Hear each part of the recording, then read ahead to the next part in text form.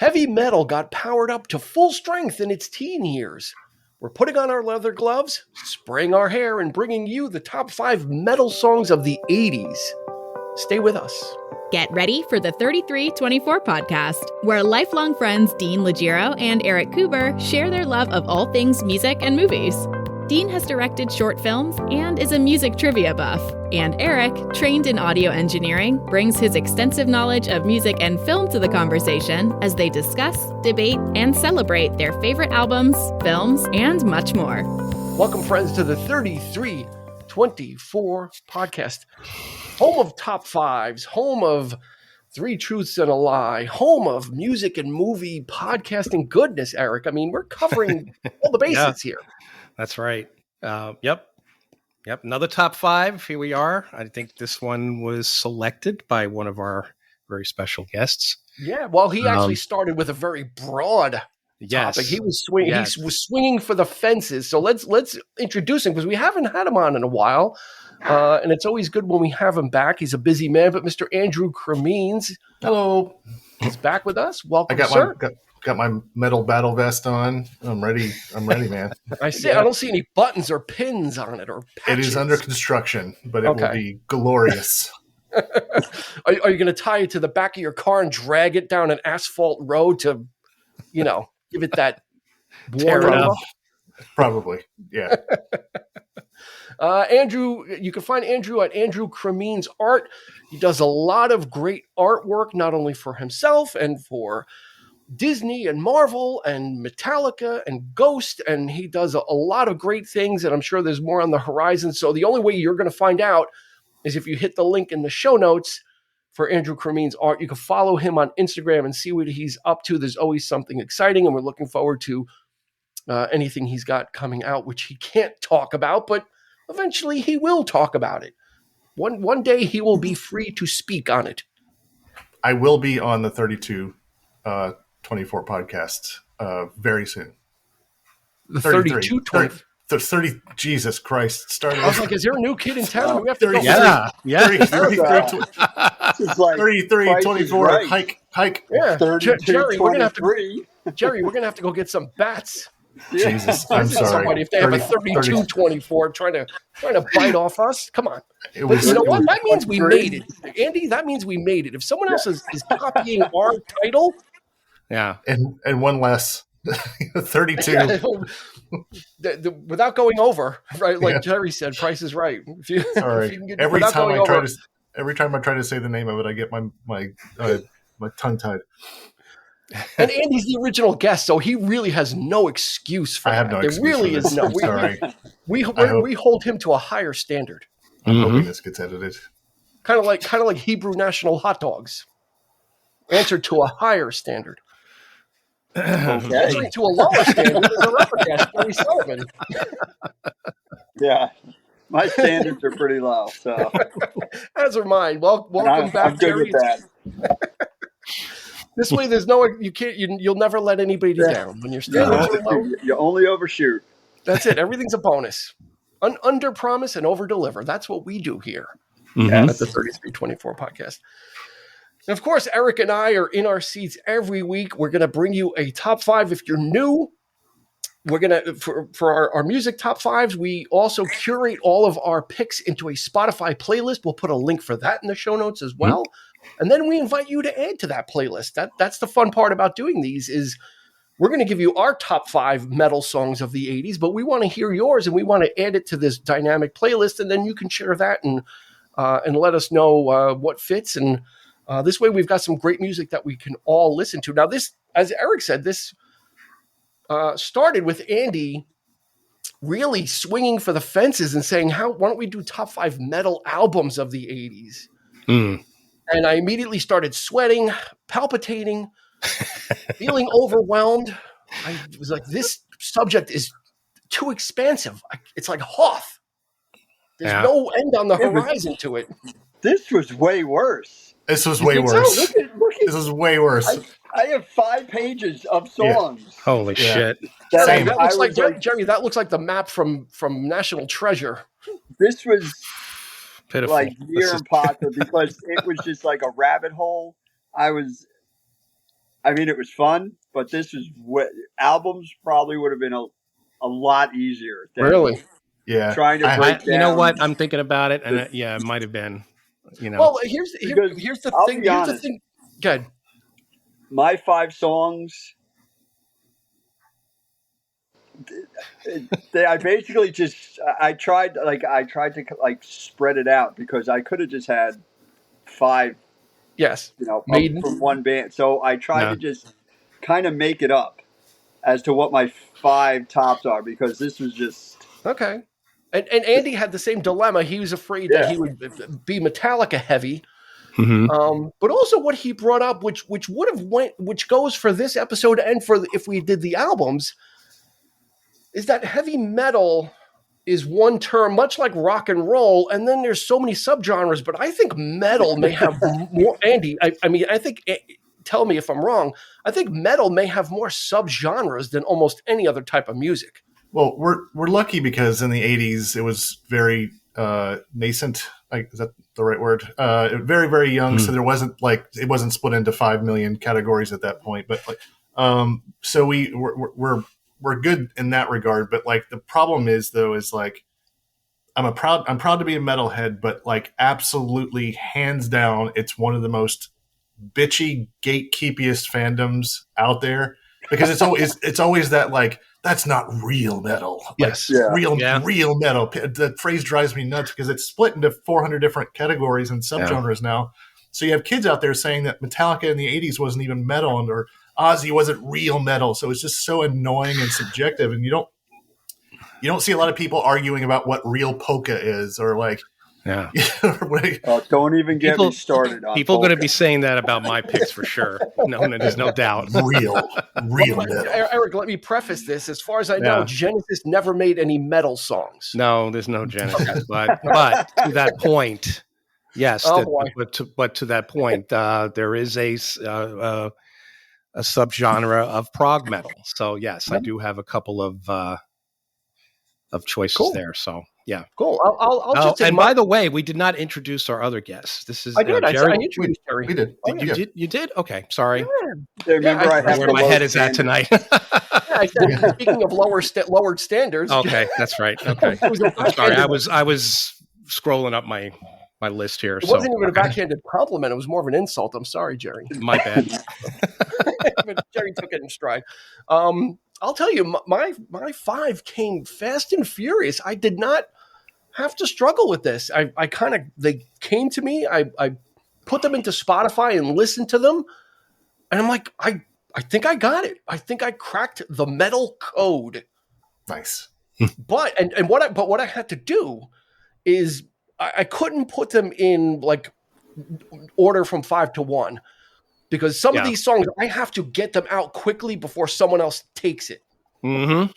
So mine is kind of like, there's certain songs I need to be the first one out of the gate with, so they don't get grabbed by somebody else. Because that's how genius my 5 are. That's one of the reasons. All 5 of yours at once. Yeah, there you go. He probably will. I'm just going to turn off my camera. You guys can do the rest of the episode. Someone text me when you're done. All right. So what we'll do is I think we'll do Jerry, Eric, Andy, and then me. This way we kind of put, because I think Eric, if there's anybody that's close together, it might be Eric and I. And this way, because Andy and Jerry are like the metal guys. So we're novices compared to we're sitting at the desks. They're up at the chalkboard. Yep. For this episode. So I think we'll do it that way. So let's start off with Jerry. Okay. Number 5. Okay, I guess number 5. I wrote it 1. I'm going to go with however you want to do it, but this is our, From what I was saying, I wound up putting in a lot of songs that might not be the best, but they kind of are. I don't know how to put it. It's like what got me into it all. Yeah. To me, and it's like the first one because it was on the first album that I bought with my own money. It's one of those stories. There we go. Motley Crue, Theater of Pain, Smoking in the Boys' Room. All right. Yeah, there you go. Because that was it. That was in '85, and I didn't buy it in fifth grade. I was in fifth grade then. I think I was in sixth grade, and it was the first. That's when my class started to kind of find our ways as far as music, and my friend, for whatever reason, started down like the metal path, and the first like major one was Motley Crue for whatever, because they were kind of big at the time. Sure. And Smoking in the Boys' Room was just like this anthem-y type of thing that you just, it opened me to, Motley Crue, dressing like Motley Crue did, the whole. And I know, some people say they're not, like, this is where the argument of what's metal and what's not. Well, they're metal. They would To be me, it hair was- metal, right? That's how I see it. Sure. And it was also like metal, I'm on the side of a lot of things can be metal because it's what it gets to your feel. Like, when I would look at a lot of lists of like metal in the 80s just to get ideas and stuff, I would see some bands that, like Van Halen, one of my favorite bands, I would never put in metal, but a lot of people would have. Sure. But like to me, Motley Crue, the Smoking in the Boys' Room, it was like, because you're in sixth grade, I was a naive little twerp.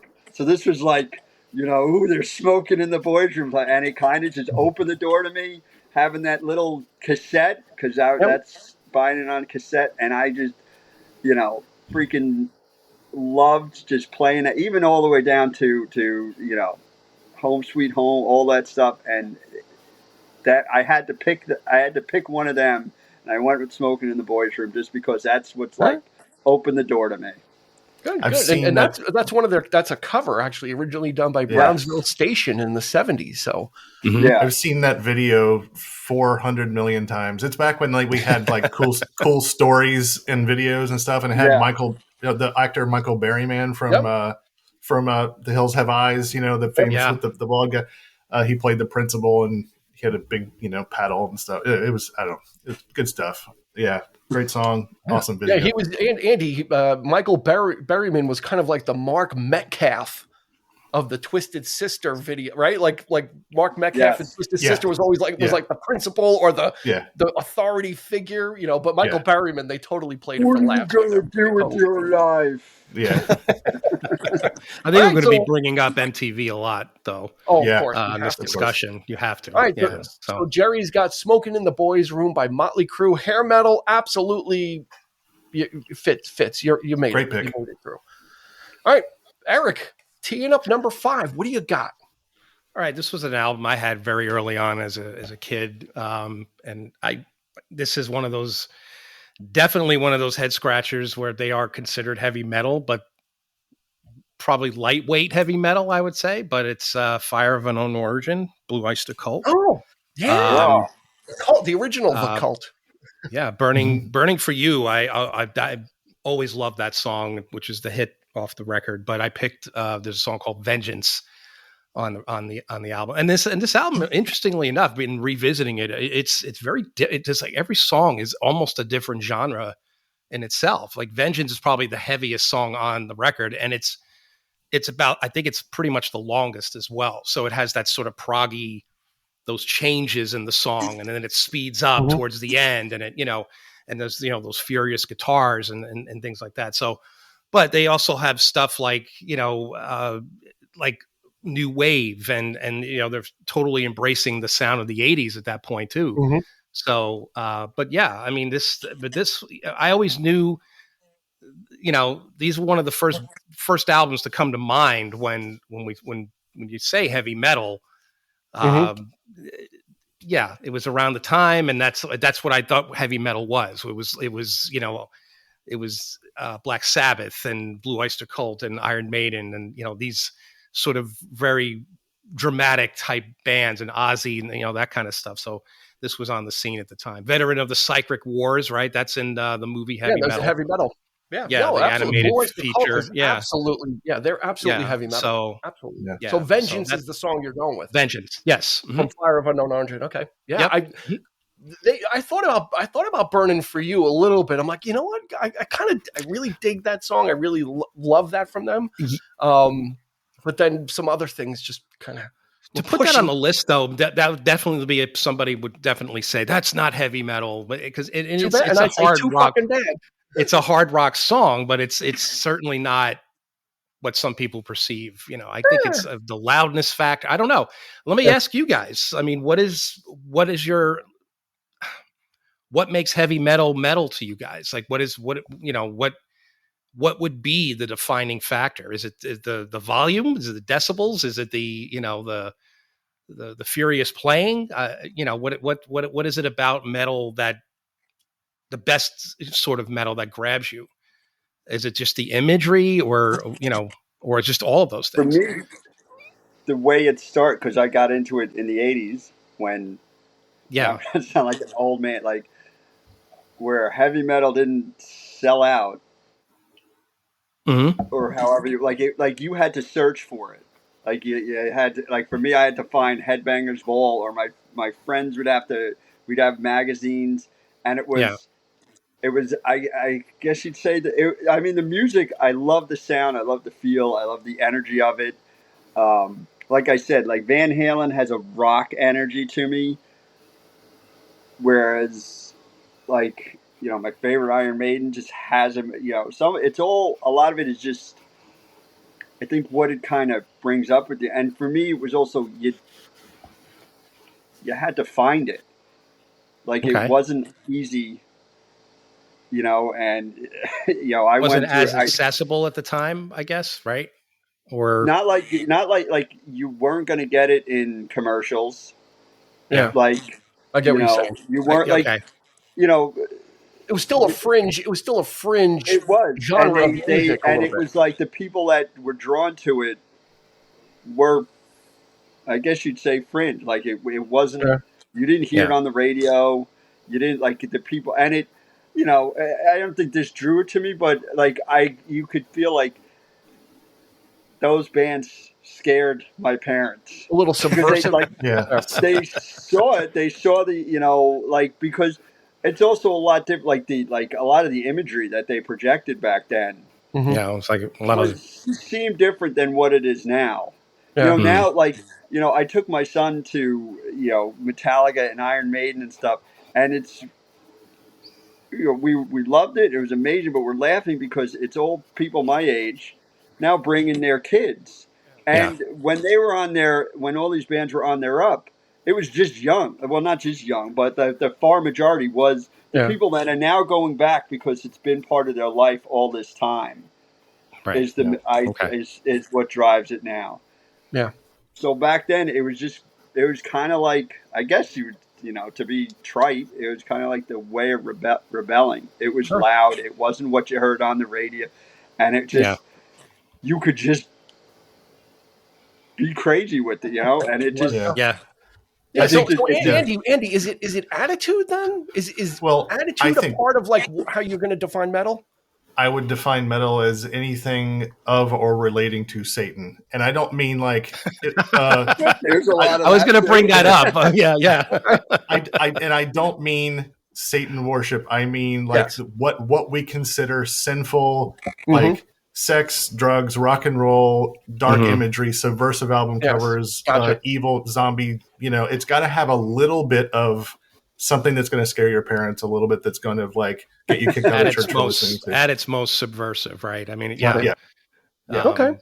So, I mean, being said, would you consider a band like Kiss metal then? Because they projected that sort of thing too. No, I mean, it was and you mentioned for me, bands like Van Halen, they certainly have the volume and as far as the rawness and the sort of the attitude. But yeah, I guess I get what you're saying, Andy. But I think we'll go with Andy. You could hear Van Halen on the radio. That was I think that was a big draw. And Kiss I would put in with like Motley Crue. They're a little heavier, I think, but that kind of image that they're projecting, like it's not just the music they're projecting; they're also projecting like this theatric, like this is They're Yeah, standing I out would in every way possible. metal, right? I mean, Andy, you're the defining in this room. You're the defining answer for that. For who? I'm sorry. For Kiss. I mean, with the blood yeah. and you know. Yeah, they are. And then give us your number 5 after that. yeah. Enough of the questions. Sorry. Oh no, they're Kiss. Kiss is a comic book. They are a lunchbox of heavy metal, I guess. But like they're more. Their music is more hard rock, like Van Halen, but their imagery is more scary and stuff like that. But like it's more comic book. It's not like. If you see Kiss, if you see like Paul Stanley like doing his kissy lips and stuff like that, you're not like afraid, you know. But if you go to like a Slayer concert, you're afraid for your life. So, all right. On that note, Beer. what do you got for your number 5, Andy? Well, this is really hard for me. Obviously, I decided not to pick any Metallica songs because they would all 5 be Metallica songs. But 1986. Was one of the best years in metal history. It had Master Puppets, Rain and Blood, Somewhere in Time, Ultimate Sin, Game Over, and a whole bunch of other heavy metal hair metal stuff like Slippery When Wet, Look What the Cat Dragged In, Night Songs. Like it was like prime metal year 86. But the song that I am picking from 1986 was the title track off of the album Peace Sells But Who's Buying by Megadeth. What? Is it on your list? Jerry's crossing one off. He just made it easier for him. Well, since you have 5 pages of songs, I think you could spare it, Jerry. I can tell by your shirt that you're already going to have one of mine. So, it's just that the song had the swagger, it had the riffs, it had the politics, all the stuff that made metal gnarly, you know. And Dave Mustaine was really brought that world events to the fore in a lot of his lyrics. And a lot of the thrash metal stuff really did that, like, you know, Metallica later on with Injustice for All, and there's a lot of politics involved. And it, you know, I remember the Peace Sells video. It had a kid in front of the TV, and the video is playing. There's a kid like rocking out to the TV watching the video, and the dad comes in with the remote, and he's like, "What is this garbage? I want to watch the news." And he turns the channel, and the kid, long-haired kid, turns to his dad, and he's like, "This is the news." And it was like slightly, you know, cringy, cheesy now, but back then it was like, yeah, you tell him, kid. Yeah. You know, so it was like just the man.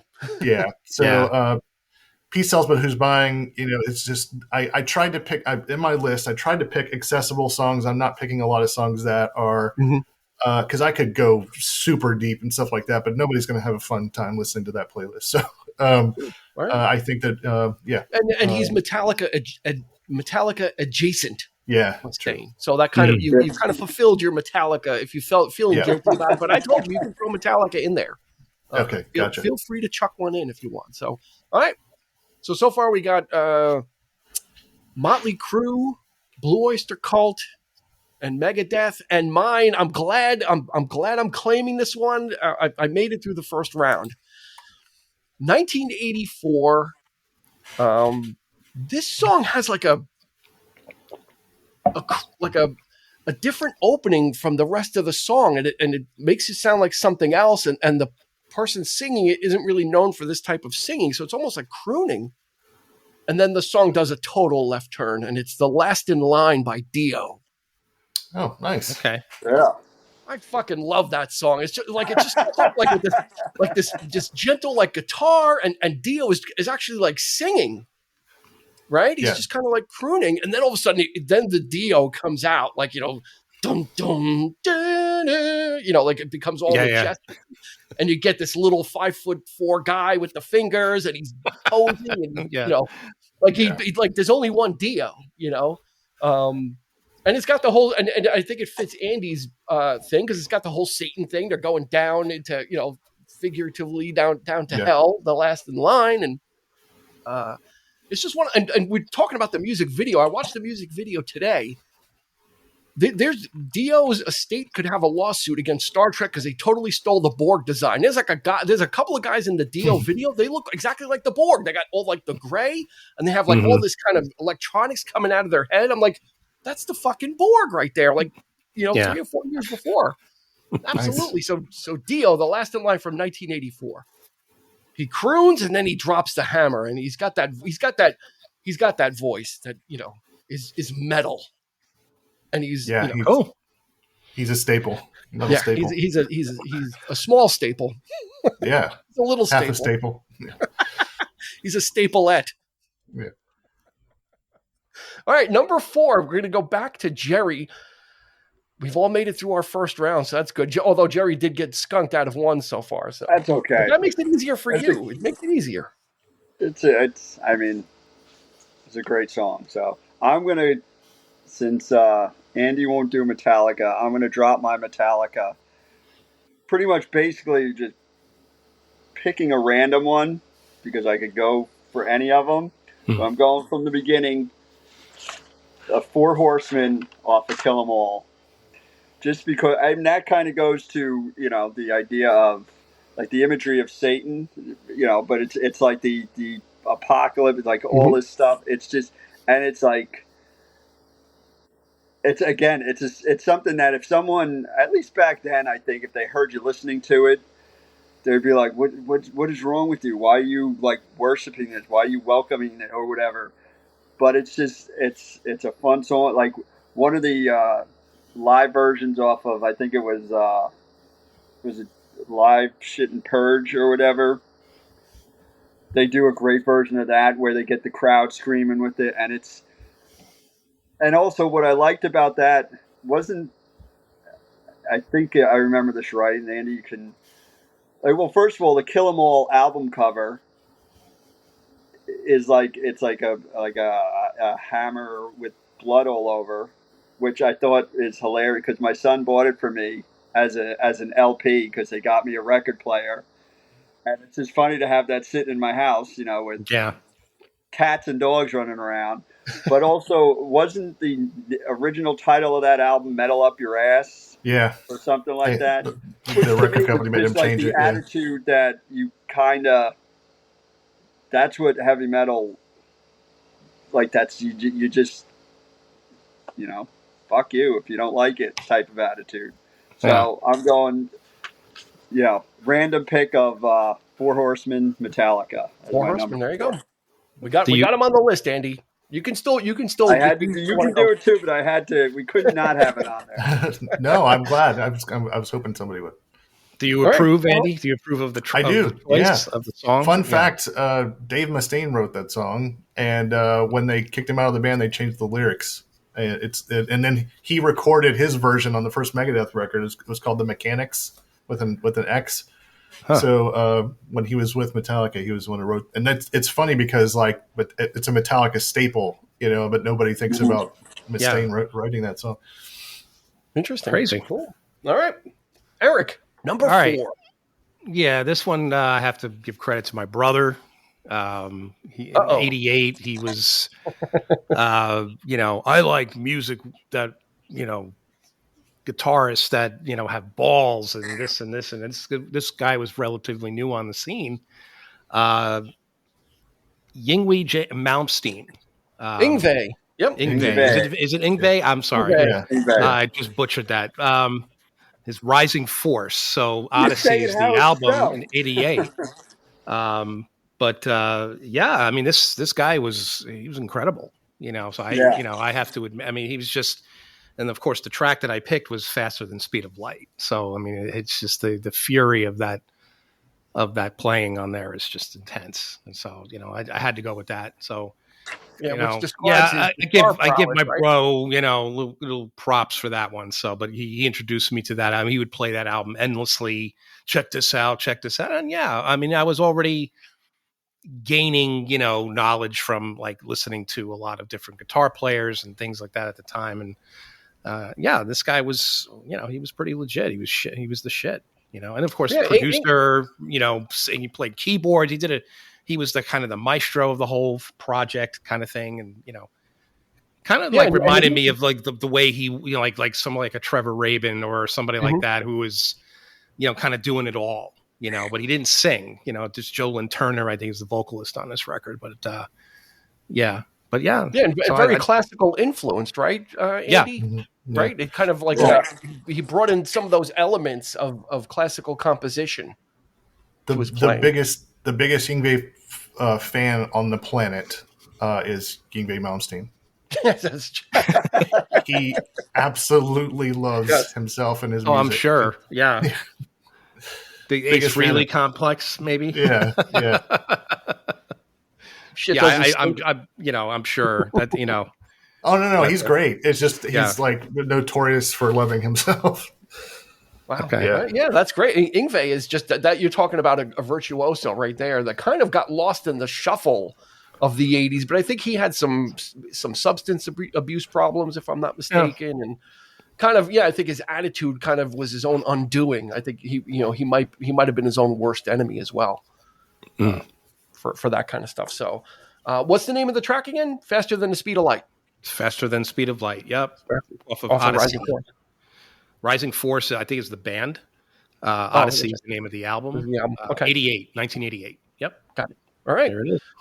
Andy, number 4. Okay, this is my Get Jerry pissed off again. this is my off the mainstream one specifically for people that are just like throwing this playlist on. But 1986 again for the win. Raining Blood by Slayer. There you go. Slayer is not Rubin? for. It is Rick Rubin. I think I'm almost positive it is. Yeah, but Slayer is not for everyone, and I'm sure if we make a playlist, and it's going to feel like a jolt between a power ballad and this song, but I would probably be tied up and shot by the metal community if I didn't put this or Angel of Death on this playlist. But I went to the farewell tour a couple of years ago, and I was directly in the pit when this song came on, and I was recording it.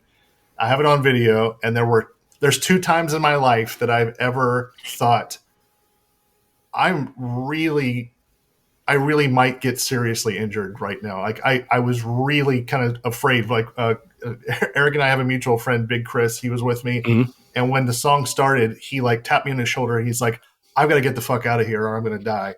And the song started, and when it went, it was just like Muppets. Like chickens were flying everywhere. It was like somebody ran on fire, and like it was just absolute chaos. So this song, Raining Blood, like the people who usually say Raining Blood or Angel of Death is probably like the most iconic Slayer songs. I picked Raining Blood because it is just pure. If you want quintessential subgenre thrash metal, this song is the one that deserves to be on the list. It's nice. Ready. Nice. Yeah. Andy, is 86 going to be a recurring theme or no? Okay. No, I'm just saying. It seems like for you, it's like a banner year for metal. Oh, it's a great year, man. Yeah, that was unreal when you look at what came out in '86. Yeah, right. Yeah. Mine on my top 5, I have nothing past 84. Interestingly enough. Nice. So, let me go with number 4 then. From 1982, how could we not have Judas Priest on our list? And I needed to claim them quickly before someone else did. I switched out the original song I had. I originally had Living After Midnight, but I changed it to You've Got Another Thing Coming. Nice. Yeah. Because it just kind of kicks a little harder. It's a little more well produced, and I kind of like Living After Midnight because it's a little more raw sounding, a little edgier and roughier. But you got Another Thing Coming. You can't. How could you not have Priest on here and Rob Halford? And again, just another unique voice in metal. There was another video. That there's no one like him. There was another video I've seen a billion times too. Where there's like some sort of spy thing going on or whatever, but like something happens where somebody gets their head blown off, and the guy's like running and he's like looking over his shoulder and he's looking or whatever, and then he stops and then it cuts to a dummy. So obviously cuts to a dummy, and the thing's head explodes and his pants fall off, and you can tell that it's a dummy mainly because his pants fall off. But it's watch the video; it's great. Yeah, it's exploding heads. The Priest. Okay, so those were my 2 that I was afraid someone might grab. So everything else, I think I'm pretty safe with. No one going to be touching, especially after we've gone through these couple of ones. So I'm pretty happy that I got Dio out of there and I got Priest. I was really afraid because I didn't really have too many other backups. So let's kick it back over to Jerry. Number 3. I'm going to go with Freedom by Alice Cooper on the Raise Your Fist and Yell album. Nice. I wasn't a huge Alice Cooper fan, but this song was like an anthem at the time for me, for whatever reason. Like it starts out with the he's reciting it's "We the People," right? And then he goes into this whole, you know, like again, it's like to me, like it was almost like an anthem. I don't know what I was standing for. I don't know what I was, rocking out against, being in 7th grade with living at home and having no real life. But I was standing up to something, and I've always like.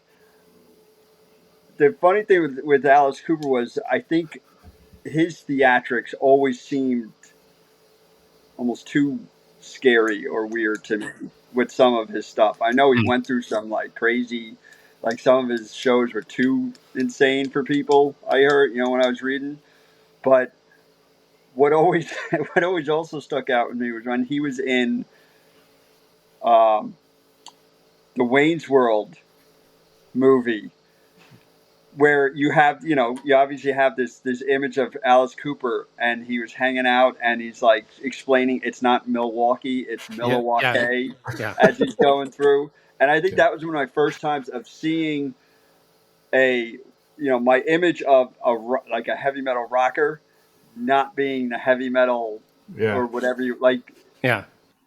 That it was a theatrics, that it was it's a show. I guess that's looking behind the curtain, which sometimes isn't always a good thing. You never want to meet the hero. We were just talking. He's a good guy, though, right, Eric? Yeah, we were just talking. We were making these comments, I think, in an episode we just recorded, not too right? I mean, Alice Cooper being like one of the nicest guys or the most chill guys, like but that's not what he serves food in the homeless kitchen. He helps out. Yeah. But then you go to the concert and he's got a guillotine set up, right? That's what I mean. It's like, and he's chopping heads off, and you're really disconnect. Yeah. I mean, that's how it's gone now. Yeah. Where I think like metal it's a different feel now, because it's like you see these guys, they have families, they have like it's a weird dynamic to realize they're putting on a show. They're not all like insane maniacs. Just I'm sure there's part of it that there's some, but that took a little, like, as I grew in age, like that took it was tough, like to see that side of it. Mm-hmm. And then you realize that they're people, they're artists, they're musicians, they're not psychos, I guess. Yeah. My uncle got to play bass with Alice Cooper on the Trash tour a little bit, and I got to meet Alice later on in life. And I'm a huge Muppets fan, so he was on the Muppet Show. So the first question I asked him was, "You got any fun Jim Henson stories?" And he said it was the absolute favorite thing he's ever done in his career. Was his favorite week of his entire career was being on the Muppet Show.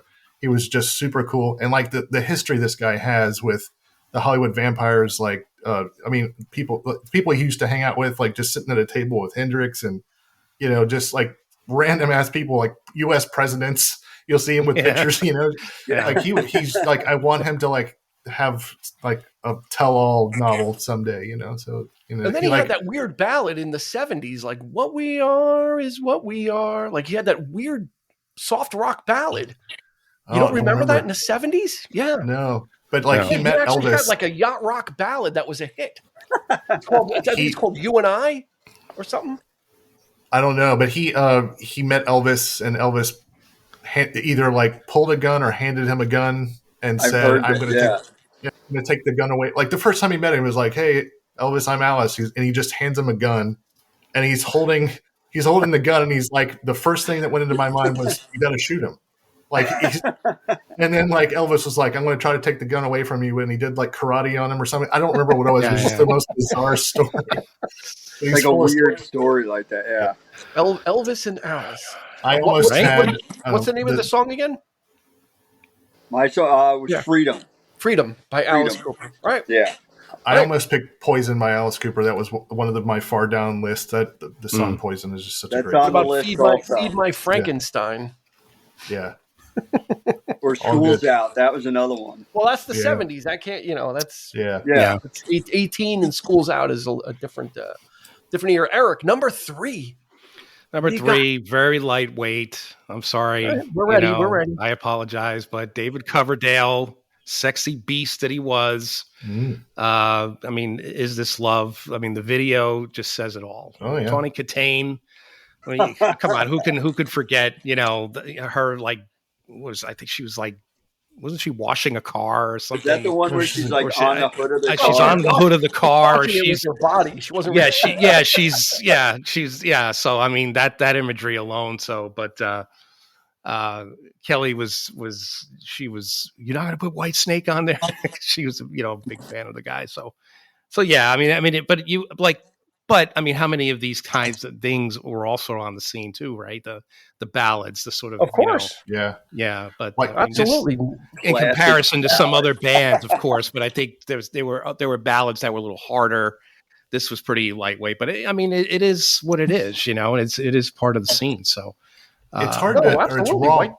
It's wrong to say the White Snake were underrated because of Here I Go Again was ubiquitous. Yeah. It was everywhere. However, they have some songs like Still of the Night that is just like masterful, masterpiece. Yeah. So like they're underrated as far as songwriters are concerned. They had some great freaking songs, man. Yeah. I actually had them on my list, but from the album before, so I took it off from Slide It In. I mean, they became known because of the follow-up album and the MTV effect. And once you put that, once it got into heavy rotation, they became Here I Go Again and Is This Love? And, they really kind of, but before that, David Coverdale was in Deep Purple and Whitesnake was this kind of bluesy, metally band that he was kind of building on his own, this whole project and writing all this stuff. So, you can't, and he was, you could call him a Plenty style imitator or a Plenty style singer in some respects. Still of the Night, Andy. I mean, come on, that's pure Zeppelin. Yeah, 100%. They even break into like the violins, Yeah, absolutely. And Tawny Katane Wow. was not contained. She was not just with Whitesnake. She was like all over the metal scene. She's actually the girl on the cover for Out of the Cellar by Rat. Like, so she was like kind of around, but she was in Witchboard, which was very nice. And on Seinfeld. Very nice. Shout out 1987 horror movie. There you go. All right. Well, we'll kick it right over to you, Andy. What's your number 3? This one was super hard for me because I wanted Anthrax on this list, but I didn't know what to pick because there's so many that I love, like Indians, Among the Living, Gung Ho, all those songs. But I went with the perennial metalhead favorite, 1986. Again, sorry, Cotton Amash. It's just one of those simple songs about dealing with some difficult, stubborn person that you just want to beat the shit out of. But I wanted Anthrax on here because they were the thrash band that wore shorts like Jams. Remember Jams? And they made jokes and they joked around and they were jumping around the stage while everybody else was just like all uptight and like just true metal, whatever. They were like listening to whatever the hell they wanted to. Like had Teenage Mutant Ninja Turtles stickers on their guitars, and they ultimately did the first, if not the first, metal rap song called "I'm the Man," and then they later on partnered with Public Enemy to do "Bring the Noise" in '90. Without that, you wouldn't have had Rage Against the Machine. You wouldn't have had new metal. Because back then, like rap and metal did not mix. Like there are two cultures in the late '80s that did not overlap on purpose, and bridging the gap was a lot of people's gateway to other genres of music and stuff. So Anthrax is super underrated outside the metal community. I needed to put a song on there. Cotton Amash is one of the favorites. Yeah. And, my Anthrax claim to fame is I played softball with Scott Ian. Oh, awesome. Yeah, he's great. When I worked at Crazy Eddie in the late '80s. It was like a my softball claim to team. fame is one of their, I think, former guitarists, Rob Caggiano. I graduated with him. Nice. From Fordham Wow. Prep. It was amazing to see him up there. He was an amazing Eric, guitarist. what's your Anthrax connection? Give us an You Anthrax have to have story. a connection. I think I went to see them with Andy. Oh, yeah. That's probably he took me to see Anthrax. I think it was a reunion. 80s wasn't that part of that 80s reunion tour? Andy, I think we definitely went. No, we went to a hair metal thing, to hairball, ultimate hairball together. Okay, but was that all? It's fun.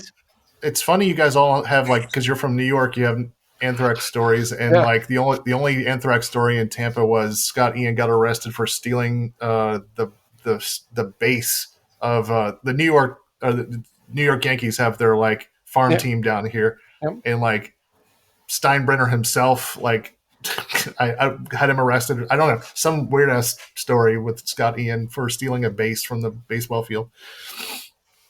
Yeah, they didn't take themselves too seriously. Kind of like they were kind of precursors to like the attitude that the Red Hot Chili Peppers kind of had too. It's like, we're gonna be goofy, and it's we when it comes to the music, we're serious, but we don't have to kind of be brooding to play metal. Yeah. It's just funny because they have so many songs written specifically about Stephen King stories. Like they just take a Stephen King story and write a song about that story, like they were part of it, and they would do a song like. Yeah, like I was talking to my friend a while ago. They have a song called "Fight 'Em Till You Can't" on one of their newer albums. It's just about like being the last person alive in a zombie apocalypse, and it's just like my friend Johnny's like, the thing about Anthrax is like some people would like write a song about zombies as a metaphor, and then like, no, it's just fight zombies. That's what They put themselves into the adventures, which is just fun. That's fun. Yeah, not everything has to be deep and all that kind of stuff. So yeah. All right, my number 3. I'm going to kind of bounce off of what Jerry said. He with Motley Crue.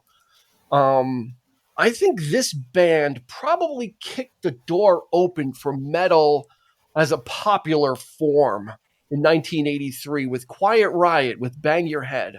Yes. I think that, as clowny as Kevin DuBrow could be, right? He's kind of, he was kind of the court jester of metal and a mouth like an alligator, and doing all that crazy stuff. Quiet Riot kind of really, with Come On Feel the Noise, kind of made it accessible pop metal. Yep. And then Bang Your Head just became like the anthem, Metal Health. It became like in the early 80s that became like the anthem for metal as it was on the rise. It was kind of like, okay, metal can be popular also, and it can hit the charts, right? Because Come On Feel the Noise was a hit. And then you saw kind of Twisted Sister start to hit, then you started to see these kind of metal bands kind of pop up and kind of pop into the charts. And I think it was, that was 83. So I'm going to say that, Quiet Riot kind of kicked the door in a little bit for that. Yeah. Kevin DuBrow had a mouth like an alligator. Can you elaborate? Does he Randy need to? Rhoads, yes, I'm not. Okay. Randy Rhoads was in that band before he was ultimately guitar player for Ozzy, and just made one. Like, if there is an album on the planet that I've listened to more than any other album, it's Diary of a Madman, which is just from Ozzy, which is just Randy Rhoads was just an absolute genius. But he started with Quiet Riot, and they stole him from Quiet Riot. Great band. And Rudy Sarzo also. Rudy Sarzo was a bass player for Quiet Riot, but he was like the bass player on like so many bands. He was with David Lee Roth, he was with Whitesnake, he was with Quiet Riot, he was with Ozzy, and he was playing on their like big tours too. So he just kind of like was the bass player for every band that was hot at the time. He's great. Great guy. Yeah, he was like a session. Like, you needed a bass player, you needed someone to fill in. Because I remember watching like when the Whitesnake album came out, then all of a sudden I'm like, what the fuck is Rudy Sarzo doing? Like, and all of a sudden he's in Whitesnake. I'm like, wait, what happened to Quiet? Like, he just became like that utility player in those bands where he would just kind of go. And he's a pretty humble guy, a really good bass player. Totally. Though. Yeah, really good bass player. Just kind of one of those guys that you know what he looks like, because he had like the kind of the mullety hair, short on the top, long in the back, and he would do the thing with the bass on the top and like play on the top and lick his finger, all that metal stuff that they used to do. Sure. So, all right, we're moving on to number 2. Now, don't forget, everybody, hit us up on Instagram, Facebook, YouTube. Let us know what your top 5 are. You could even throw in some honorable mentions, and we're going to add this to the Spotify playlist. We're going to put that link in the show notes so you can listen to that, or you can share it with your friends as well. Let them know and have them contact us and send their picks over, and we'll just add it to this growing playlist on Spotify. And without further ado, we're up to number 2. So, Jerry. Okay, so curious that Andy had brought up Randy Rhoads and Ozzy. I almost had one from Diary of a Madman, but I went with, and this one was I felt like I was taking an easy way out. I don't know. Not from, I think it was Blizzard of Oz, but from the tribute version of Crazy Train, which actually became a very popular video because they had Randy Rhoads' Flying V guitar on the train. Yeah.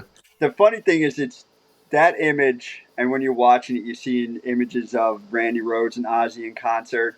But it's juxtaposed with it's a bigger beer than I thought. With Ozzy Osbourne with the short hair. Yeah. And the video of it looks like the ABBA video. Or was it ABBA? The Take on Me, no, Wham video. Yeah. If you see it, it's like it's a weird juxtaposition of how they show it. But I know what you're talking about. Yes. I know what you're talking about. Yes. Okay. Yep. Well, I love the original studio recording.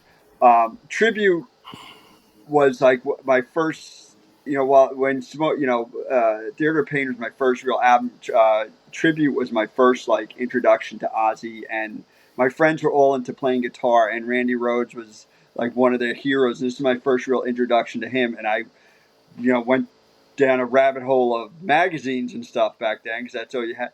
And that's probably an album that I've listened to start to finish because it flows. And it was always like, I remember arguing with people like grown-ups at the time. Like there's a song on there, Suicide Solution, and all they saw was the title. And they always thought, oh, he's preaching about suicide. I'm like, no, you got to listen to it. Yep. It's about suicide is slow with liquor. Alcohol. Like it's not telling you to kill yourself. But I remember that was also like an introduction to arguing with like older family members for, that heavy metal's they're not just Satanists killing children and puppies. There's more to it. But Crazy Train, I remember it got pretty big at Manhattan, but like just the way that version of it, just every time I hear it, I just get this rush going through me because Ozzy sounds great, Randy Rhoads sounds great, and when you hear the story of Randy Rhoads being cut down like so early in his prime, like it's one of those you wonder what could have been. Mm-hmm. So the original version's on Blizzard of Oz, which is always also an 80s version. I did check that out, but I was picking specifically the tribute version, which was like a little 8er in the 80s, Crazy Train by Ozzy Osbourne. Yeah, I think Ozzy had like the feathered hair, like that. Yes, like it was in a little different than earlier on in his career. He wanted looked like he wanted to speak to the manager. Yeah, yeah. There's a really I love the song Believer, and the song the live version on that album is the best version. Like I just love that. That's super evil sounding. From that album, love it. All right, we got the Prince of Darkness finally on the list. So, that's only leaving one for Jerry, and I'm guessing it's gonna have to do with his shirt. I'm supposing, but stranger things have happened. So, Eric, what do you got? You're right. What a shame! What a shame. No, Eric, you should pick a Maiden song just to fuck. That's fine. Yeah. He's got pages of other shit. No, I'm not going to do that to Jerry. I'll put my Maiden. I'm saying it now. I did have one, but I'll put it in my honorable mention. So number 2. So I'll move this one up, and this one's for Andy. Oh who boy. got me into, and I guess it's one of those bands, like I said, it's one of those alternative metal, Faith No More, 89. Nice. It's Falling to Pieces. I love Yep. Awesome. the groove of that tune, the bass. I mean, Mike Patton, he's got one of the most unique voices. And you turned me on to that, Andy. You introduced me to that band, and they're so great. Yeah, I was that album obsessed. is phenomenal. Yeah. But like you said, with that rap thing too going, a little bit of that happening on the album, and so yeah. But that's what I think that's what more in my wheelhouse. I like stuff that's different like that. I like when a band can change on the same album, when it can it's sort of this hybrid type of stuff is what I've always been attracted to, I think, and some of it can be really hard. Some of it can be really crazy or punk or whatever. And it's just, I think I kind of dig the sort of the eclectic stuff. I think that's more like where my head is usually at in this kind of stuff. It's just interesting to me. And this is one of those albums that's like that to me. So yeah. So cool. There it is. And Mike Patton has a couple of other projects, right? Mr. Bungle was a Mr. Bungle was What was the other one? What was the other one, Andy? There's a million. Phantomas and the Boobs. What was it? Peeping Tom. There's a lot of side projects. No, they had one with what was the Jugs something? What was it? It was like another spin-off band like that he did. Was it? I can't remember. But it had it. Anybody listening, let us know. Give us a complete listing of Mike Patton's side projects. Mike Patton's side. Yeah, he had a million. Yeah. And, Keeping Tom was awesome. Mr. Bungle. Yeah. So yeah, Faith No More, they hit it big with Epic. I mean, that kind of brought them. Mm-hmm. Yeah. All of a sudden, like they seemingly came out of nowhere. Mm-hmm. And it was at that right time. It was that same kind of thing that it wasn't Chili Pepper-ish, but it was that kind of same feel of like funk and metal but something totally different as well. Mike Patton's, like Eric said, his vocal stylings were totally different and something, and he had a crazy look in his eyes too. Yeah. You don't know what the guy's going to just fall off and like swing at you or what, right. You're not sure. Yep. My mom wouldn't. She was very upset whenever he was on screen. She's like, he's making fun of people with disabilities. And I'm like, I don't think he's playing. I think he's just going. He's just doing it. He's just I don't think he's making fun. I mean, like I don't mean it that way. I just mean like he's just moving. Like he's not. He's not thinking like I should. I think it was like just parody. Kind of like Joe Cocker, like 100%. Yeah, and it kind of inhabits your performance. So, all right, Andy, number 2. We're closing in here. Circle in the Drain. Okay. That sounds like a metal title. That sounds like a metal song. Circle in the Drain. If it's not, it should be. Dean, is your song from 1980 or 83?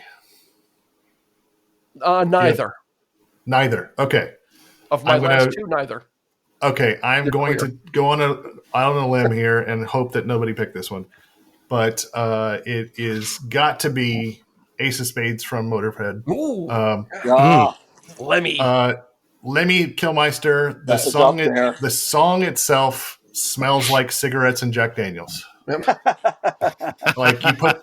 If you own the record will steal your motorcycle and go vandalizing small towns. Like it's like the song is just if it wasn't for Lemmy, there'd be no Metallica. There would be very few hardcore bands. There would be like the song's become some sort of like kind of like a Tide commercial at this point because we heard it so much, but like if you think about that song.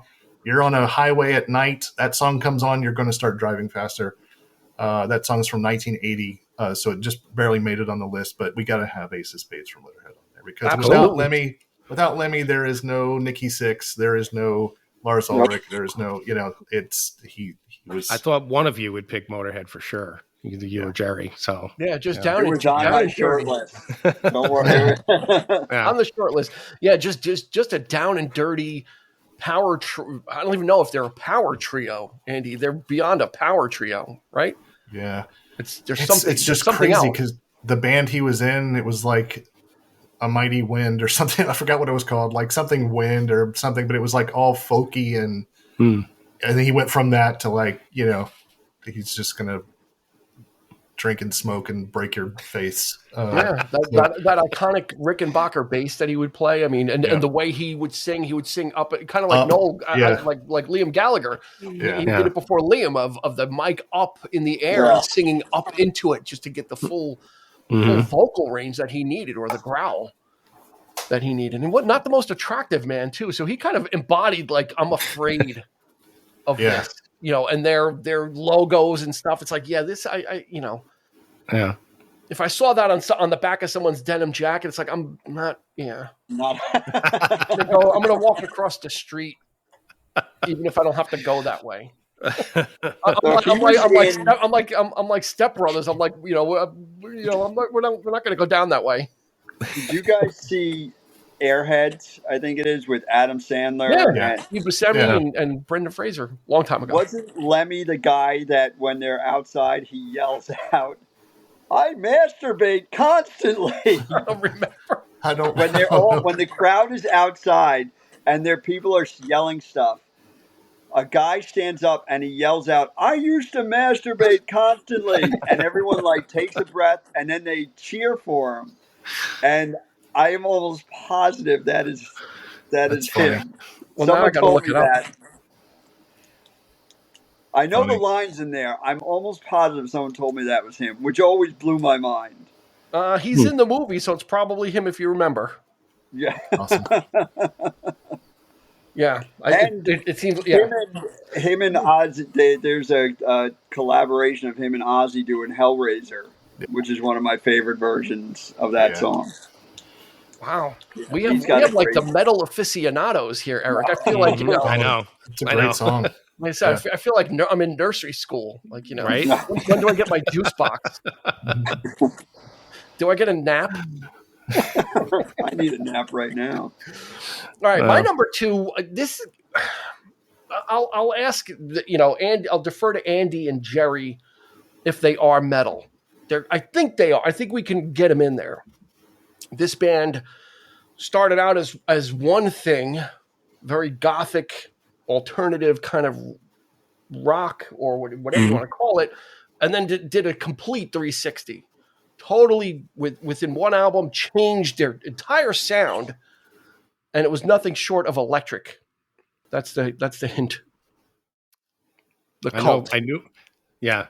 I knew the opening track from their 1987 album Electric, called Wildflower, signaled a totally new sound, a band that totally went from psychedelic alternative goth to stripped down AC/DC style metal. Yeah, Firewoman is a metal song. I like they're Bob Rock. I don't know what song you're picking, but Bob Rock. I picked Wildflower from. Okay, sorry. Awesome. I've never heard that one, but I need to listen to it. Bob Rock, who produced Motley Crue and Metallica and stuff like that, who did the Cult, and I have a lot of metal friends that love the Cult. They're of course. Yeah, they kind of skirt the hard rock thing. They pass. They make that. They pass. Yeah, they pass. Get the bell. The Cult made it through. Yeah, they've been ever since that album came out, because I've always been attracted to, for some reason, to bands that sound like other bands. For some reason, like I got into Whitesnake because they sounded like Zeppelin. Yeah. When I first heard Love Removal Machine by the Cult, I'm like, this sounds like AC/DC. Yeah. But I wasn't into AC/DC, but I got into the Cult. And I wasn't into Zeppelin when I got into Whitesnake. I liked the people that sounded like those people before I ever got into them. Weird. It's like a weird thing, but there you go. Wildflower by the Cult, off their, it's not their debut album, certainly not, but it's a certain total change of direction. And actually Rick Rubin was working with Slayer at the time, doing Rain and Blood, and then also working with the Cult. So I think the street cred right there for, I take that back. Rick Rubin was working with the Beastie Boys on License to Ill and working with Slayer. and then eventually teamed up with the Cult, and then Rick Rubin just kind of took off into the stratosphere and did everything out of his dorm. Did all the albums out of his dorm room. Didn't they record Electric with a different producer, right? They recorded the entire album as they were. The original, they originally got into the studio with Steve Brown, who did their other albums, which had that psych pop feel. Like Love. Yeah. I have it's not a bootleg, I actually have the CD. It's called the Manor Sessions, and it's those songs from Electric done in the style of She Sells Sanctuary. Mm-hmm. And they're like, this ain't working for us. They totally scrapped it, went to New York, found Rick Rubin, and Rick Rubin just tore everything away from them, all the overdubs, all the layering, all the jangly guitar, and said, here we go. And that kind of put the Cult on a totally different trajectory. So there we go. Number 2. All right, we're heading to number 1. Hopefully everybody's sticking with us at this point. Don't forget, give us your tops at Instagram, Facebook, and YouTube. And actually, you can use it as a messaging function within the your podcast app. We can't respond to it, but you can give us your picks, and we'll add it that way. So number 1, Jerry, here we go. Okay, I've already said who it's going to be. Should I be like Johnny Carson and Karnak? Should I rip open an envelope and try and guess? Or my favorite band of all time? Air Supply. Or closer, yes. They're not metal. Iron Maiden. I love how the far majority of the songs are these long, drawn-out just stories. There's not a lot if you really dig down deep in some of them, but there's not a lot of serious. They're just like these sagas they go through, especially now that once they brought back the 3 guitarists and they all need their own solo and stuff. These songs get drawn out and everything.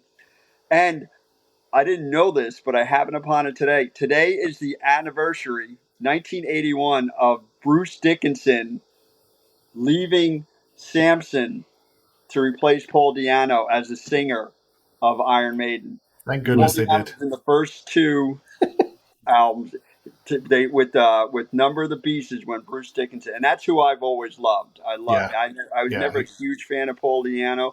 I love Bruce because of how insane he is, and he's like. Anyway, I'll get to the song. So the song is off of from 1986. Is Somewhere in Time. But I went a little deeper. It's because I could have picked again any Iron Maiden song. I went with this song called "The Loneliness of the Long Distance Runner." Now, part of it is because I ran a lot. The other part is because I once used it because I needed to write a poem for high school. So I handed that in as my poem, and I got away with it. Plagiarist. Yes, and wow. I think the statute of limitations is gone, so I don't care. I got an A in the class overall. You get your diploma taken away. But that whole album, what I loved about that, Iron Maiden has the crazy, they're the imagery, Eddie coming through. And Somewhere in Time, if you opened it and you really looked at it, they had all these different songs and allusions to all these other stuff in this huge picture. It was just blew my mind sitting there trying to find every little piece of information. Mm-hmm. And so I'll just stop there because I keep going. Iron Maiden, Loneliness of the Long Distance Runner. So a couple of things. Is Somewhere in Time? Is that the Egyptian Eddie? Is that the Egypt one? No, it's the Blade Runner one. Blade Runner one. Okay, all right, because there's so many different iterations of Eddie. One. Yeah. Okay. Number 2, much like Alice Cooper, right? Bruce Dickinson, he's a pilot. He leads this whole other life. Well read and does all these different things. And did you thank him in your senior quotes in your yearbook for getting you through? Did you thank him for I did have an Iron Maiden thing in there, but I don't know if I thanked him to. I couldn't give away the fact that one of my grades was off of his song. So I had on my short list, it was going to be between Wasted Years and The Trooper. It's not on the top 5, but Wasted Years is one of my favorite songs of all times off of that album. And shout out to Derek Riggs, who is the artist of all those album covers. Every Iron Maiden, all the iconic Iron Maiden artwork you ever see is by this guy named Derek Riggs. And I've got a book back here on my bookshelf where it's a book of his artwork, and he autographed it for me and drew me a little Eddie. And he's when you picture Derek Riggs, you think of like, like some kind of artist guy or whatever, but like he is literally, how do I say this respectfully? He lives out of a trailer like a gypsy, like he's pikey. Like if you picture like in Snatch, Yep. but he's super cool and everything else. But like he set the standard for heavy metal artwork. Derek Riggs, shout out to him. But yeah, the Trooper, I love. I mean, it just that was hard not to put on the list. Yeah, yes. But I mean, the lyrics, like, you take my life, but I'll take yours too. You fire a musket, but I'll run you through. It's like, come on, it's that cavalry fighting, and like their videos, they used to splice in like video, like old school like movies and stuff. But one last thing, the Somewhere in Time album, when you opened it up, it had all kinds of hidden stuff. Like Batman was in there, and there was a TARDIS, and there was like Wayland Corporation. Like all this sci-fi stuff is just hidden all over that album cover when you open it. It's really cool. Yeah, for the Trooper, wasn't he dressed like a Revolutionary War type? Yeah. Right? Because that's a beer. Yeah. British War, they had a beer, the Trooper, like, or Iron Maiden had a beer. Or which different types of beers. Jerry drank many of them. So. And now Jerry's lost Somewhere in Time. You see how I tie all that together? All right, Eric, number one. It's not going to be Maiden, I'm guessing. No, it's not. All right. But you did mention them, and we've already talked about the album. All and right, we did make we did bring up the question of whether or not they're metal. I got to go with Hell's Bells by AC/DC. I have to. Nice. I have to. Yes. To me, when somebody used to mention back in the day of the early 80s what heavy metal was, and you hear that ominous, the bells ringing, and it just starts, and it's iconic, and I just could not leave that off the list. So it was just so there it is. That's my number one. What else can I say about it? I mean, we have a whole episode about the album, but it's just, I don't like to repeat things that we've already talked about so much, but in this case, I had to put it there. So well, you win because we did Back in Black, and Hell's Bells is on a different album, so you get that. And forget it, Brian Johnson. Come on, he's again one of the iconic voices in rock that is just. And you stole, Eric. That's two that you stole from me. So. That's what I was worried about, these other two guys and not you. Okay. You're the guy that's kind of creeping in and stealing Whitesnake and then stealing AC/DC from me. Although they're on the honorable mentions, but I'm glad though because it's how could you not have AC/DC on there? We're talking heavy metal royalty, just from staying power, from weathering losing their lead singer and then coming back even stronger and just kind of. I think Andy, we've talked about this on past episodes. Like they've made their whole career with never changing. Yeah. Right. Just doing, like it's AC/DC is one thing. They'll never do a country album. They'll never do anything else. But what they do. Oh my God. The other day, Let There Be Rock came on the radio when I was driving, and there's just that driving bass that and like. It's just such a good song. That's not on the same album, but like Let There Be Rock was such a good song. Yeah. Mm-hmm. All right, well, kick it right over to you. Number one, Andy.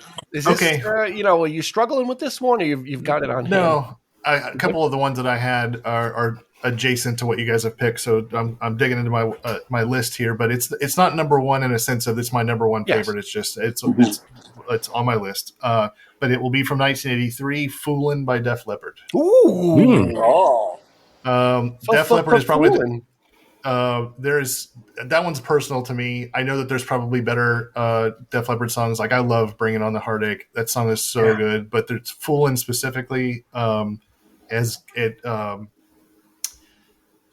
music is so personal to me, and it's so personal to everybody, to where it's like when you're kind of like a lonely kid with your Walkman on, just walking around in the woods when you're 8 years old or 10 or whatever. There's just very, very personal times where it's just like that song "Foolin'" reminds me of being lonely, and not in a bad way where I'm like feeling like a certain way. It's just you hear that song, the opening chords, the music is lonely. The song, the lyrics are "Lady Luck never shines." So, it's the first lyric to that song. it's just such a beautiful song. And we've talked about Def Leppard before on this podcast. I don't remember how it got brought up, but their vocal harmonies, Def Leppard, are almost like keyboard. Like they're like synthesizers. They're so airy and like layered perfectly. So like Def Leppard's just some people would say they're hard rock, not heavy metal, but I kiss my ass. There you go. and that's the most metal response you can have to it. Enough said. Yeah. It's my ass if you got a period. You get, you know what, Andy? You get the bell. Don't feel bad. No. It's Def Leppard, absolutely. Again, because and it's not splitting hairs. There are so many subgenres, like we said at the beginning of the episode, that it's one of the broadest kind of genres there is. Where and I was looking, and that's again where the conversation with Andy started, because I had started looking up, and there's crank metals, serial metal, cartoon metal, like you can put almost any word in front of metal, and it's a genre, like literally. So Def Leppard, and that we can owe those. I think we owe those airy vocals to Mutt Lange, and his production style. Because once they did Pyromania, and then after that Hysteria, they kind of zeroed in on that formula of this is how this is their sound, and no one else sounds like them.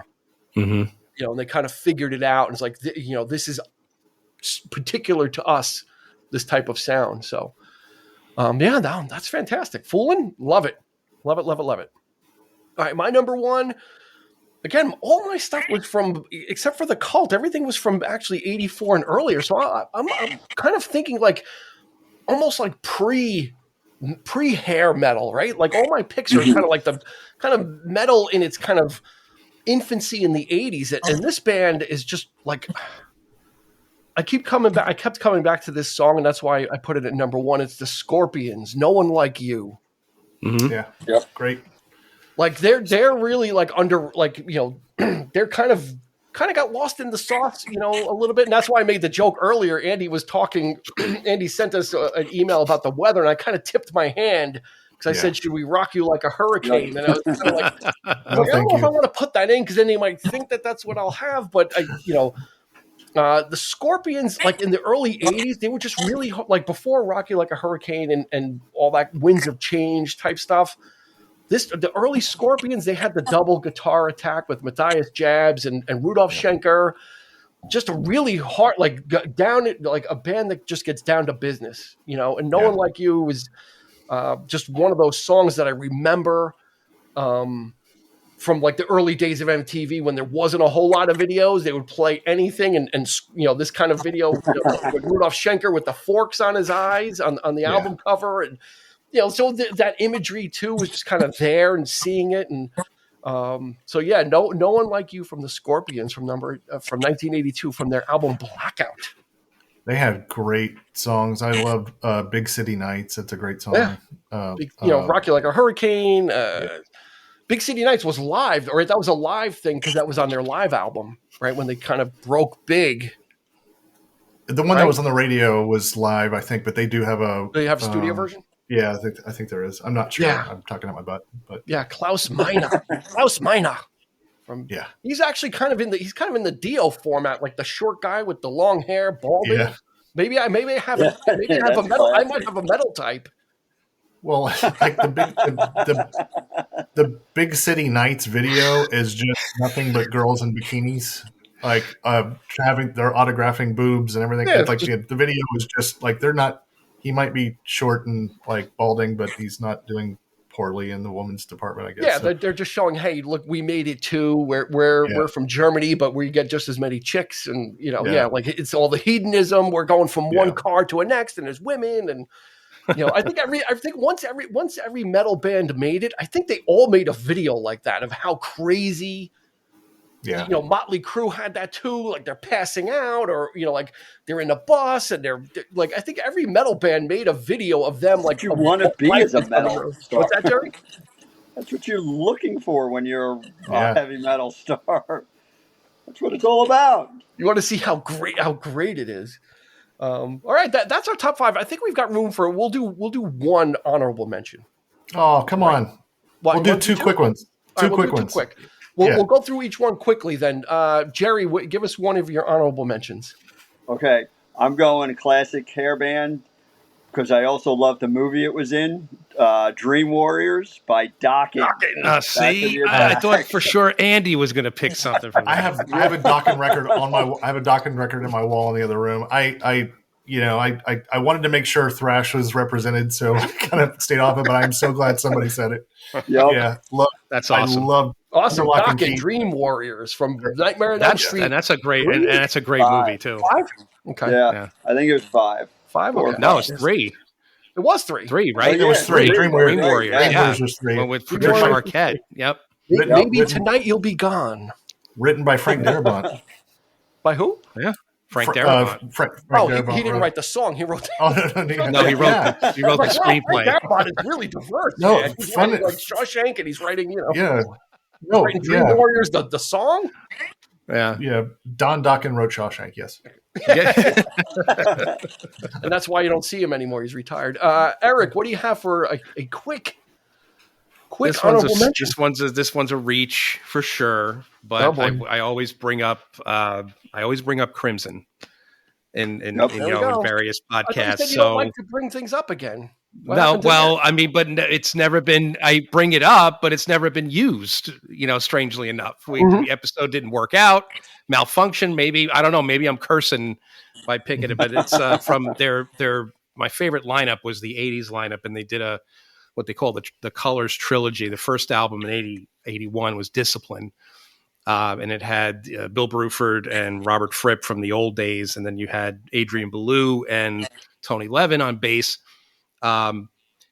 This is an interesting story. I mean, Fripp actually dared Belew to do an experiment, which was to go into a really shitty neighborhood with a tape recorder and tape something going down, like some kind of like violence or something. And what he did was go into the neighborhood and actually talk into the mic, into the tape recorder and say, "Hey, this is a really bad neighborhood. I got a gun." And he got jumped by a gang. And they're like, "What the hell you got on that tape, man?" And like he was, so you hear this throughout the song. You hear like this commotion and this, and the song is actually called, this version of the song I pick is from the re-release of Discipline, so it's a slightly different mix, and it's a bit raw and it's harder. And to hear Bill Bruford, who's typically a jazzy type of player, go full on like just hardcore, like banging. This could be like I could picture people in a mosh pit dancing to this thing because it gets loud, it gets obnoxious. It's called the Terrifying Tale of Thala Hun Junjit. And it's a weird fucking title. Look it up, Dean. You'll see it. You're gonna have to send that one to me. Yeah, I will. But yeah, it gets going, and when it's like this really rhythmic thing, and it's danceable, but it's hardcore. And I might add that when I saw them back in 80, I think it was 84, 85, I went with our friend Glenn at the Pier. That was by far the loudest show I've ever been to in my life. And that includes, Andy, when we saw Metallica. When you see Metallica and some of these other bands that you're into. That, I mean, we actually had 3/4 of the way in, we actually left because that's how loud and just they just got really like just blistering loud. I mean, it was too much. We ended up fucking leaving, and you wouldn't think that of a prog type of band, but the point is that they've done it all. They've kind of opened the door for bands like Dream Theater, and that would come later. This sort of more guitar laden like prog bands of the 90s and early 2000s. So yeah, they could do those kinds of things. So King there Crimson. it is. Yeah, right. King Crimson. Awesome. Right. You got a quick honorable mention, Andy? I do. I have 2, but okay. So do one, and then we'll run through again. I am going to go Rocket Queen by Guns N' Roses, and I'm picking Rocket Queen because it is pure sleaze. It's not like Paradise City. It's not, it's like My Michelle and Rocket Queen are like the swagger, the greasy. I'm going with Rocket Queen because it's just it's such a good groove. I love the song. It ends the album, and a whole other conversation. Everybody always blames Nirvana for killing hair bands. I would say it started with Guns N' Roses. So they kind of, showed up sweaty and with no makeup and all this stuff or whatever, and drunkenly pushed Winger off the stage, and they had sex with their girlfriend. So Rocket Queen by Guns N' Roses. Who was 17. Yeah. Winger was kind of there too. I like the song 17, but it's a little problematic. Yeah. Anyway, it's tough to like it at this age. Yeah, it's kind of like, all right. My two honorable mentions are going to be related. My first one, the group was known as Kingdom Clone. It's Kingdom Come. And the name of the song is Get It On. These guys were unabashedly trying to be Led Zeppelin again. Mm-hmm. And like I said earlier, I kind of got into bands that kind of sounded like bands that I didn't listen to. So, and Kingdom Come was like, I think they're somewhere in Europe, maybe Denmark or Sweden or something like that. But Get It On is pure Zeppelin ripoff, pure bombast. That whole feel of this sounds like something from like Kashmir or something else. It was just kind of let's mine some of the old stuff for new stuff and see if we could pass it off. Hence, they became known as Kingdom Clone because it was that unabashed. They just went for it. They didn't care.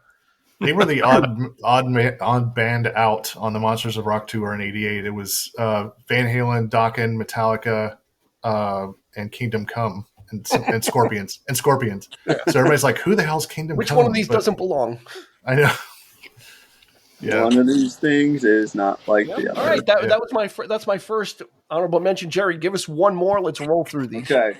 Since Andy took my Guns N' Roses from me, I'm going to go a little different route. I'm going to go Kiss Me Deadly by Lita Ford. Ooh. Yeah, wonderful. Yeah, nice. From 1988. Yes. There you go. Loves me some Lita Ford. Yes. Repping the women. Yeah, plus she was just freaking hot. So what more could you ask for? That's it. Member of the Runaways, but you liked her when she was older. You liked her when she was an adult. Absolutely. Just to be clear. Lita Ford was just kind of like from the beginning, like rock and roll, and just kind of still is. And had an Ozzy collaboration. Yeah, closed my eyes forever. I follow her on Facebook. She just turned 66. She's still awesome, still rocking. Yeah, absolutely. She didn't let anything get in her way, especially when in the shadow of Joan Jett as well, who kind of cast a really big shadow. It became like, oh, Lita Ford. Oh, she was in the Runaways too. It's like, oh yeah, she was. She was the guitarist.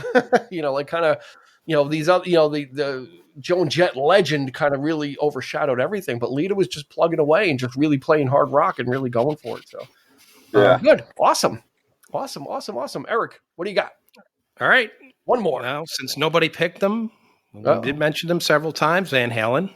I'm going to go with Cabo Wabo from OU812. Van Hagar. I don't know. I did the album, Andy? I'm staying out of it. Van Hagar, no. I consider them hard rock.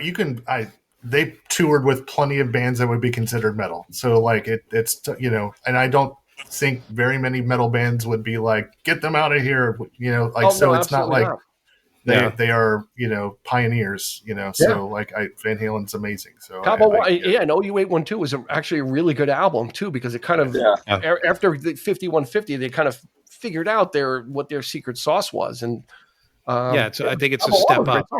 Yeah.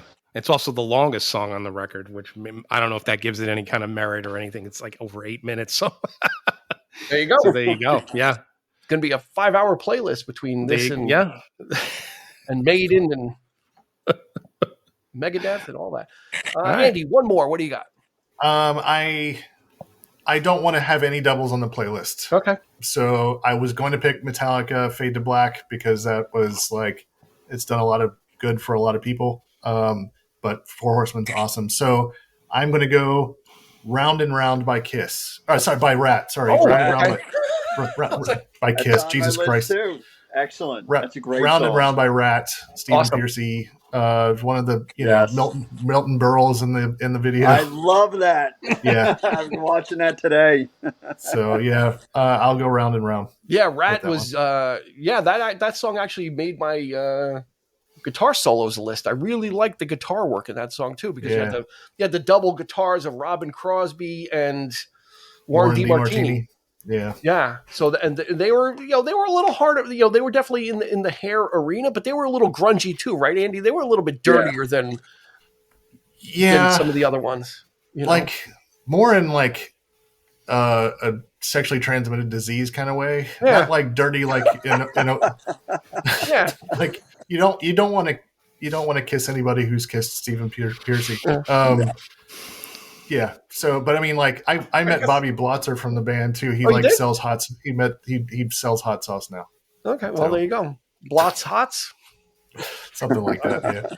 All right. My final one. I'm going to complete the bands that sound like other bands, and you can't get any closer than Bonham, the band Bonham, and the song "Wait for You," which is absolutely taken right from the Led Zeppelin catalog, right? Yeah, I love that song though. If it doesn't sound Wonderful like Kashmir or something, I don't know what it is, but the lead vocalist Daniel McMaster, who passed away a few years ago, unfortunately. Oh, I didn't know that. Another, I mean, you're not going to get closer than having a Zeppelin ripoff than with Jason Bonham. Yeah, who back in the 80s, like everybody's drum kit sounded like fucking cannon fire. Like the drum, like everybody had drum kits that sounded like cannons going off.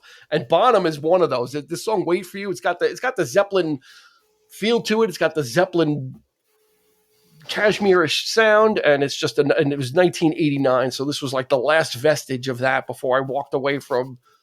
Actually, I started listening to the actual bands instead of listening to like the bands that sound like the bands that sound like. Yes, I put my big boy pants on and started listening to Zeppelin and started listening to AC/DC.